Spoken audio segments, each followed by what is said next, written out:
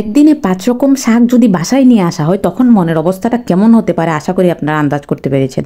তাই ভাবলাম আজকে শাকময় দুনিয়া করেই ছাড়বো।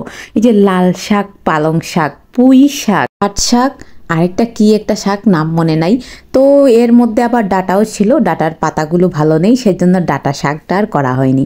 তো যাই হোক ভাবলাম আজকে শাকময় দুনিয়া করেই ছাড়বো, যেই ভাবা সেই কাজ। তো তার আগেই ভাবলাম শুধু শাক দিয়ে তো আর খাওয়া যাবে না, একটা তরকারিও রান্না করতে হবে। সেজন্য ইলিশ মাছ বের করে নিলাম ফ্রিজ থেকে, আর ডাঁটা আর ফুলকপি দিয়ে সুন্দর করে রান্না করব। সাথে কয়েকটা কাঁঠাল বিচিও দিয়ে দিয়েছিলাম, লবণ দিয়ে আগে একটু সিদ্ধ করে ভাপিয়ে নিচ্ছিলাম। তো এরকম করলে ভেতরের জীবাণুগুলোও নষ্ট হয়ে যায়, খেতেও সুস্বাদু হয়, রান্নাটাও তাড়াতাড়ি হয়ে যায়। এদিকে ভাবলাম ইলিশ মাছগুলো ভেজে নেই।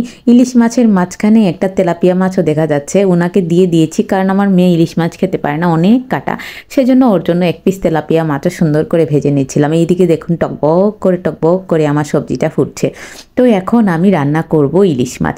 প্রথমেই একটু কালো জিরা ফোড়ন দিয়ে দিলাম, তারপরে পেঁয়াজ কাঁচামরিচ সুন্দর করে দিয়ে তার মধ্যে হলুদ লবণ মরিচ যা যা লাগে সব দিয়ে দিলাম।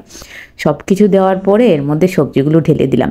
সবজিগুলো দেওয়ার পরে কি সুন্দর হয়ে সবজিগুলো ভাসছিল। তারপরে দেখলাম যে এগুলো তো সিদ্ধ করাই, তাই গরম জল দিয়ে দিই, রান্নাটাও তাড়াতাড়ি হয়ে যাবে।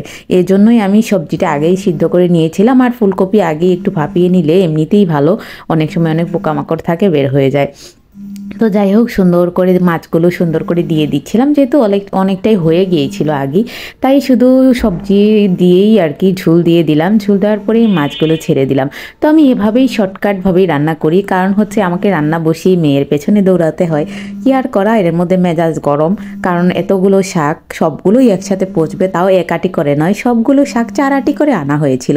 তো আমার দুঃখের কথা আর কাকে বলবো।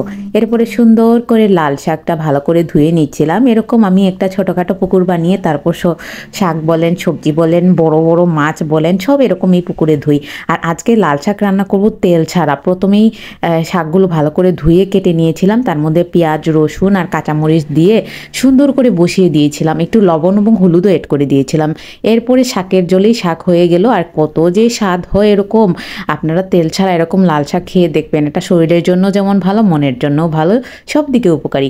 এদিকে হচ্ছে পুঁই শাক রান্না করব, ভাবলাম চিংড়ি মাছ দিয়েই রান্না করি, সব শাক একরকম রান্না করলে খেতে ভালো লাগবে না, তাই চিংড়ি মাছগুলো সুন্দর করে লাল করে ভেজে নিচ্ছিলাম। ওদিকে শাক কুটাকুটি করে ভালো করে ধুয়ে টুয়ে, মানে বারবার সব কিছু করে আরেকটা বসাচ্ছি আরেকটা কাটছি, এরকম করে করেই আর কি দৌড়িয়ে রান্না করতে হচ্ছে।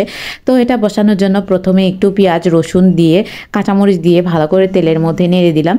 তারপরে এটা যখন হয়ে গেল তখন আমি এর মধ্যে হলুদ এবং লবণটাও অ্যাড করে দিলাম। শুকনো মরিচ অ্যাড করিনি, গুঁড়া মরিচ, কারণ যেহেতু কাঁচামরিচ দিয়েছি সেজন্য। আর আমার কাছে শুকনো মরিচের চেয়ে কাঁচামরিচের ফ্লেভারটাই ভালো লাগে। আর কাঁচামরিচের তরকারিটা একটু ফ্যাকাশে হয়, কিন্তু খেতে খুবই সুস্বাদু, আর এটা অনেক হেলদিও। তো যাই হোক এটা হয়ে যাওয়ার পরে আমি সুন্দর করে পুঁই শাকগুলো এর মধ্যে দিয়ে দিব। তো একটু পেঁয়াজটা ভাজা ভাজা হয়ে গেলেই আর কি পুঁই শাক দিয়ে দিব, আর পরে চিংড়িগুলো অ্যাড করে দিব। তো এরকম করেই শর্টকাটভাবে রান্না করে নিলাম। কিন্তু এই রান্নাগুলো করতে, শাকময় দুনিয়া করতে যে আমার কী কষ্ট করতে হয়েছিল, কারণ একদিনে যদি 5 রকম শাক, তাও 2 আটি 4 আটি করে আনা হয়, তাহলে সেই ঘরে শাকগুলো সংরক্ষণ করার জন্য এই মহিলার যে কী কষ্ট করতে হয় তা আমি বুঝেছি। তো যাই হোক পুঁই শাকগুলো দিয়ে দিলাম, আনা হয়েছে যখন ফেলতে তো পারবো না, টাকার কেনা জিনিস। সুন্দর করে পুঁই শাক দিয়ে দিলাম, যদিও পুঁই শাকের সাথে একটু মসুরি ডাল অ্যাড করলে আরও টেস্ট হয়, কিন্তু আমার হাজব্যান্ড এগুলো আবার খায় না মসুরি ডাল টাল, সেজন্য হচ্ছে আর দেওয়া হয়নি।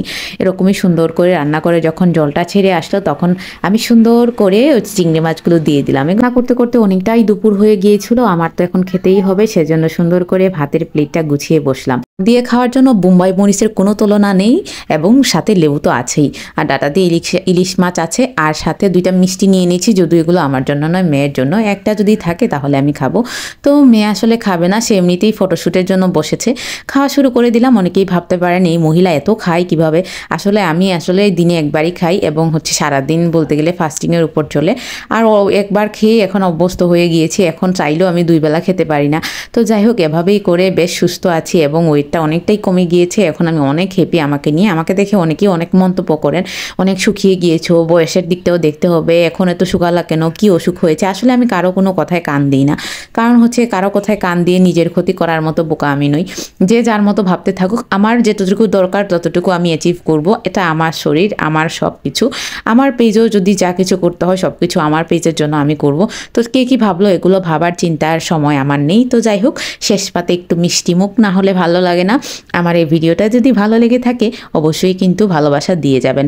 আজকে শাকময় দুনিয়া করে ছাড়লাম, আপনারাও এরকম যদি ঘরে শাক এসে যায় কোনো দিন, তাহলে আমার মতো কিন্তু আপনারাও শাকময় দুনিয়া করে পুরো দিনটা কিন্তু খুবই এনজয় করতে পারেন। তো বন্ধুরা, আমার আজকের ভিডিওটা এতটুকুই। যদি আপনাদের ভালো লেগে থাকে অবশ্যই ভালোবাসা দিয়ে যাবেন।